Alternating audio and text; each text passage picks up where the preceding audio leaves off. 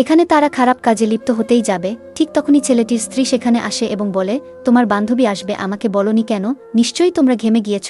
এই বলে সে এসি চালু করে। ছেলেটি বলে, তুমি ঠিকই বলেছ।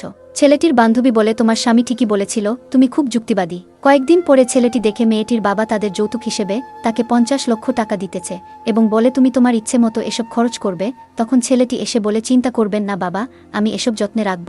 সে বলে, যতদিন তুমি আমার মেয়ের যত্ন নিবে ততদিন তুমি ভালোই থাকবে। কয়েক মাস পরে ছেলেটি মিছে অজুহাতে তার কাছে থেকে টাকা নেই। তারপরে সে তাকে ফলো করে এবং দেখে ছেলেটি সেই সব টাকা নিয়ে আগের ওই মেয়েটির সাথে সময় দিতেছে এবং বলতেছে, তুমি একটু ধৈর্য ধরো, তার সমস্ত সম্পদ আমি হাতিয়ে নিয়ে তাকে ডিভোর্স করে তোমাকে বিয়ে করব।